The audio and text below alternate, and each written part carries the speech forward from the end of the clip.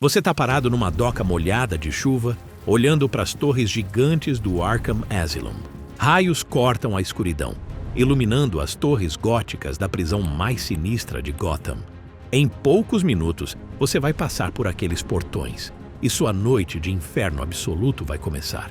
O Coringa assumiu o controle, os internos estão soltos por aí, e cada pessoa lá dentro quer você morto. Não tem backup vindo, não tem rota de fuga, e não tem segunda chance. Você tem o traje do Batman, os equipamentos dele e o treinamento dele, mas o lance é o seguinte: você ainda é só humano. E hoje à noite você vai descobrir se ser humano é o suficiente para sobreviver na instituição psiquiátrica mais perigosa do mundo. A gente vai mergulhar fundo na ciência, na psicologia e na tortura física pura, de passar 12 horas preso com o que há de pior em Gotham. Pode confiar, no final disso aqui, você nunca mais vai olhar para o Batman do mesmo jeito.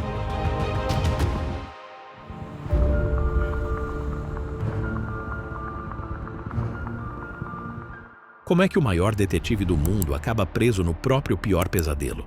O Batman captura o Coringa depois de mais uma das matanças dele, e o comissário Gordon pede para ele escoltar pessoalmente o palhaço do crime para o Arkham Asylum. Era para ser só uma entrega simples, mas no momento que o Batman põe o pé lá dentro, a armadilha é ativada. O Coringa se liberta, todas as portas se fecham e as comunicações ficam no escuro. O Batman foi enganado. O Coringa queria estar ali desde o começo. Se você se encontrasse no lugar do Batman durante essas primeiras horas cruciais, sua sobrevivência dependeria de princípios táticos do mundo real que as forças especiais usam em território hostil. A primeira regra é consciência situacional. Você precisa tratar cada sombra, som e esquina como uma ameaça em potencial. O treinamento militar de combate em espaços fechados ensina soldados a nunca se moverem em linhas retas e sempre terem uma estratégia de saída mapeada. Sua prioridade inicial seria coletar informações. A visão de detetive do Batman não é só um equipamento maneiro. Ela é baseada em tecnologia real de imagem térmica que existe hoje. Sistemas FLIR, usados pela polícia, conseguem detectar calor corporal através de paredes. Você precisaria constantemente escanear seu ambiente, identificando posições de inimigos e fraquezas estruturais que poderia explorar. A chave para sobreviver essas primeiras horas é entender que você não está tentando ganhar. Você está tentando ficar vivo tempo suficiente para coletar informações. Equipes reais de resgate de reféns passam meses planejando para operações que duram minutos. Você não tem esse luxo, então precisaria se adaptar usando princípios de guerra urbana. Ficar móvel, usar cobertura e nunca entrar em combate a menos que seja absolutamente necessário. Disciplina sonora seria crucial. Numa instalação cheia de criminosos mentalmente instáveis, ruído viaja rápido e chama a atenção. Navy SEALs treinam extensivamente em técnicas de movimento silencioso. Você precisaria dominar o movimento pelos corredores rangentes do Arkham sem alertar cada psicopata da sua localização. A guerra psicológica começa imediatamente. Os internos não estão só tentando te matar, eles estão tentando quebrar sua mente. Eles vão gritar ameaças e tentar provocar reações de pânico. Treinamento contra interrogatório ensina soldados a compartimentalizar esses ataques, focando em técnicas de respiração para manter a efetividade operacional sob pressão psicológica extrema.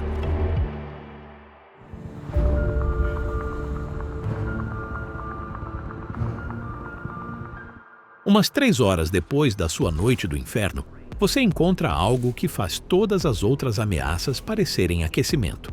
Dr. Jonathan Crane, mais conhecido como Espantalho. Esse não é só mais um vilão com uma arma.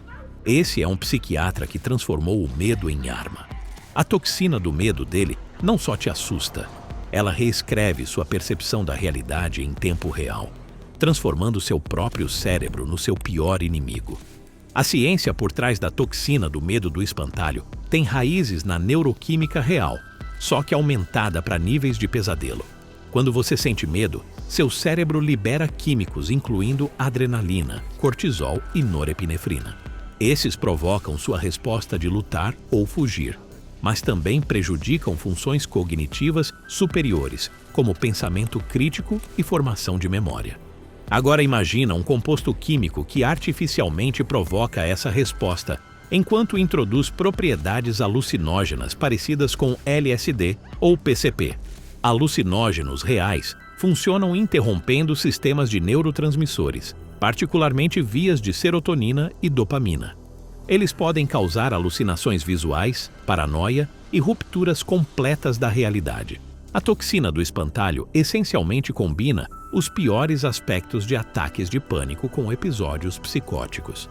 Quando a toxina atinge seu sistema, seu mundo se transforma num pesadelo vivo. Os corredores do asilo se estendem em dimensões impossíveis, paredes sangram, e você começa a ver coisas que sua mente racional sabe que não podem ser reais. Mas seu cérebro quimicamente alterado insiste que são absolutamente verdadeiras.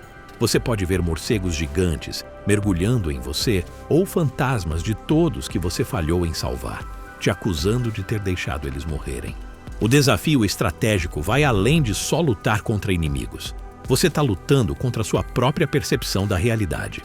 Pessoal militar exposto a agentes químicos descreve experiências similares. A incapacidade de confiar nos próprios sentidos torna até navegação básica quase impossível. Você pode pensar que está correndo em direção a uma saída, quando na verdade está indo direto para uma parede. Para sobreviver ao ataque do espantalho, você precisaria de técnicas de ancoragem usadas em terapia de trauma. A técnica 5-4-3-2-1 te ensina a identificar 5 coisas que pode ver, 4 que pode tocar, 3 que pode ouvir, 2 que pode cheirar e 1 que pode provar. Isso ancora sua mente na realidade física quando seu cérebro está mentindo sobre o que é real. Mas aqui é onde fica brutal de verdade. Você não tem tempo para técnicas de meditação calma quando internos psicóticos estão te caçando. Você precisaria manter consciência tática enquanto seu cérebro está sendo embaralhado por guerra química. É como tentar desarmar uma bomba enquanto alguém grita no seu ouvido e acende luzes estroboscópicas nos seus olhos. A única forma de passar por esse horror é aceitar que suas percepções estão comprometidas e confiar inteiramente em processos lógicos e memória muscular. Soldados de forças especiais treinam exatamente para esses cenários. Operar efetivamente, mesmo quando seus sentidos não são confiáveis, confiando no treinamento mais que nas percepções imediatas.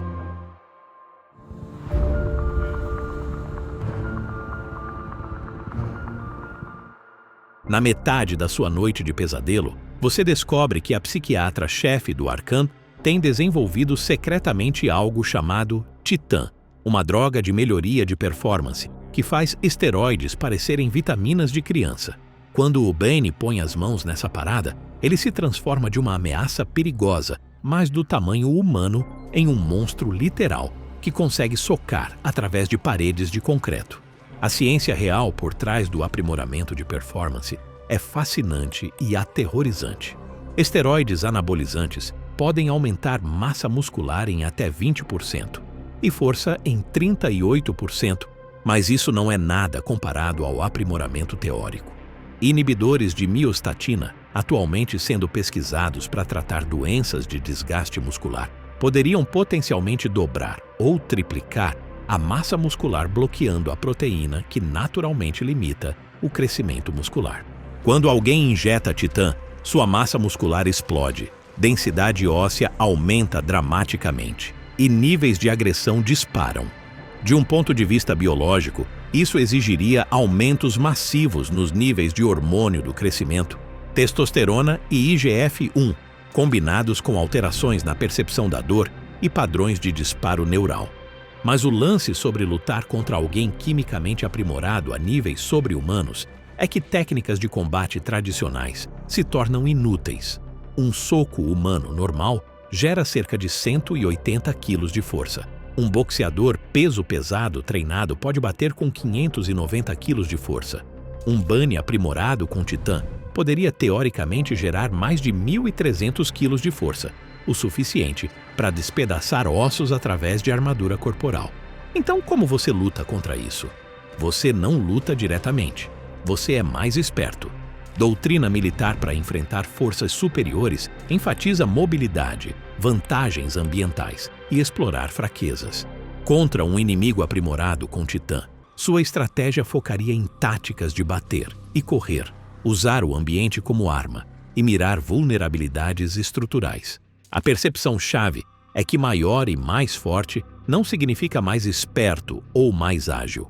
Aprimoramento com Titã vem com desvantagens. Massa aumentada significa velocidade reduzida. Agressão aumentada frequentemente vem com pensamento tático reduzido. Você precisaria usar essas limitações contra seu inimigo, ficando móvel, usando cobertura e forçando eles a se esgotarem. Aí tem o pesadelo botânico da Era Venenosa. Depois da exposição ao Titã, ela transformou o complexo da estufa numa arma viva, com plantas carnívoras, esporos tóxicos e vinhas agressivas que respondem aos comandos mentais dela. A ciência aqui tem raízes em conceitos reais de guerra botânica. Plantas evoluíram defesas químicas por milhões de anos, criando algumas das toxinas mais potentes da natureza. A mamona produz ricina, um dos venenos mais mortais conhecidos. A planta Gympie da Austrália causa dor tão intensa que vítimas cometeram suicídio para escapar dela. Lutar nesse ambiente seria como combate num mundo alienígena, onde o próprio chão quer te matar.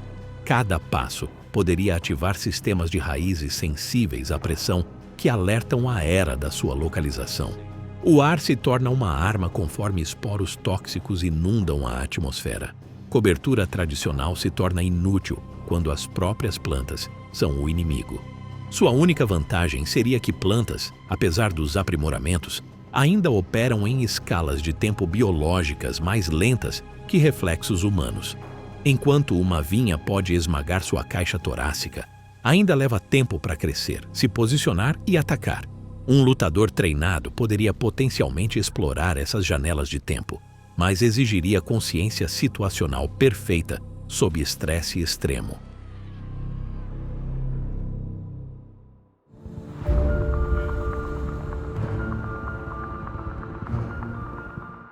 Justo quando você pensa que enfrentou o pior que o Arcan tem a oferecer, você desce para os esgotos embaixo do asilo para coletar espécimes de plantas para um antídoto.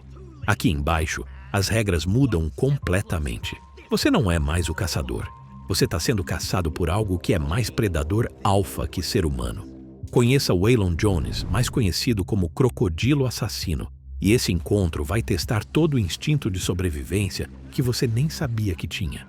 No momento que você entra no domínio do Croc, você está operando em território de horror de sobrevivência puro. Diferente de lutar contra humanos aprimorados ou até plantas mutantes, agora você está enfrentando uma criatura que foi geneticamente alterada em algo entre humano e crocodilo. Croc tem mais de 2,5 metros de altura, pesa quase 320 quilos e tem pele tão grossa que consegue desviar balas de pequeno calibre.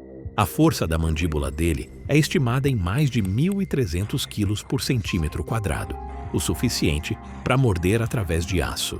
Mas aqui está a parte aterrorizante.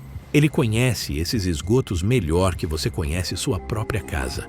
A ciência por trás da transformação do Croc tem raízes numa condição genética rara chamada hiperceratose epidermolítica, que causa anormalidades severas na pele. No caso do Croc, essa condição foi amplificada a extremos de quadrinhos, dando a ele escamas reptilianas, força aprimorada e sentidos dramaticamente melhorados. A visão noturna dele é superior à sua. A audição consegue detectar suas batidas do coração do outro lado de um túnel, e o olfato consegue te rastrear através de água corrente. O que torna esse encontro unicamente aterrorizante é que todas suas vantagens usuais são retiradas. Sua visão de detetive ajuda, mas Croc se move pela água silenciosamente, apesar do tamanho massivo. Suas habilidades de combate são inúteis, porque isso não é uma luta. É uma sequência de perseguição onde ser pego significa morte instantânea. Seus equipamentos fornecem ajuda limitada nos túneis apertados e alagados, onde um passo errado alerta um predador que passou anos aperfeiçoando táticas de emboscada. A guerra psicológica aqui é diferente dos jogos mentais do espantalho ou das provocações do Coringa. Esse é medo primitivo, o terror de ser caçado por algo maior, mais forte e melhor adaptado ao ambiente que você. Croc não precisa de manipulação psicológica inteligente. Sua mera presença aciona respostas de medo evolutivas que humanos desenvolveram ao longo de milhões de anos, sendo animais de presa. Conforme você caminha pela água na altura da cintura, coletando amostras de plantas, cada som pode ser o Croc se movendo para a posição. O eco de água pingando mascara a aproximação dele. A escuridão esconde sua forma massiva, até ele estar perto o suficiente para atacar. Você é forçado a se mover devagar e cuidadosamente para evitar fazer ruído. O desafio ambiental amplifica tudo.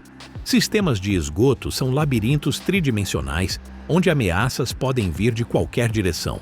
A água desacelera seu movimento enquanto fornece camuflagem perfeita para o Croc. Os espaços confinados eliminam rotas de fuga enquanto dão a ele toda a vantagem. Você está essencialmente jogando esconde-esconde com um monstro, exceto que perder significa se tornar a próxima refeição dele. De um ponto de vista tático, você está operando sob os mesmos princípios que mantêm pessoas vivas em território de felinos grandes. Evitar parecer presa, ficar ciente dos arredores e nunca correr a menos que tenha certeza absoluta de que consegue alcançar segurança.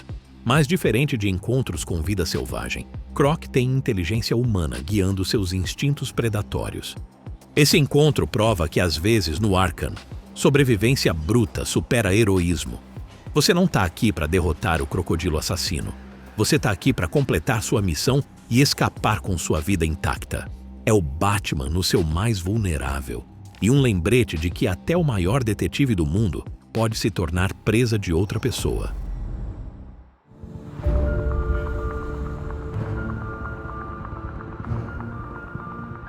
Vamos falar sobre a realidade brutal do que 12 horas no Arkham Asylum realmente fariam com um ser humano normal.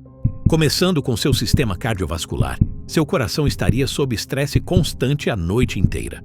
Batimentos cardíacos em repouso normais ficam em torno de 60 a 80 por minuto.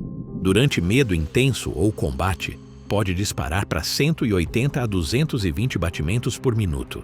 Manter batimentos elevados acima de 175 batimentos por minuto por períodos prolongados pode causar arritmias, danos ao músculo cardíaco e, em casos extremos, parada cardíaca. Depois de 12 horas de estresse constante de vida ou morte, seu sistema cardiovascular estaria operando bem além de parâmetros seguros. A cascata de hormônios do estresse seria igualmente devastadora. Suas glândulas adrenais estariam bombeando cortisol e adrenalina na capacidade máxima, mas 12 horas de estresse contínuo de alto nível inundariam seu sistema com esses químicos, levando à fadiga adrenal severa, supressão do sistema imunológico e prejuízo cognitivo. Privação do sono adiciona outra camada de tortura fisiológica. Depois de 18 a 20 horas sem sono, performance cognitiva cai a níveis equivalentes a estar legalmente bêbado. Seus tempos de reação ficam lentos, tomada de decisões fica prejudicada, e você começa a ter episódios de microsono, onde seu cérebro desliga por segundos. Numa situação de combate, qualquer um desses poderia ser fatal. O trauma físico estaria se acumulando durante a noite toda. Cada luta, cada queda, cada impacto causaria microlesões que se acumulam com o tempo. Lutadores profissionais tipicamente limitam sessões de sparring para evitar danos cerebrais acumulados, mas você estaria se envolvendo em combate de contato total por 12 horas diretas. O efeito cumulativo no seu cérebro de impactos repetidos seria similar à síndrome de concussão severa. Nutricionalmente, seu corpo estaria queimando reservas de energia numa taxa insustentável. Atividade física de alta intensidade pode queimar 800 a 1.200 calorias por hora. Sem reabastecimento adequado, seu açúcar no sangue despencaria, levando a hipoglicemia, fraqueza muscular e função cerebral prejudicada.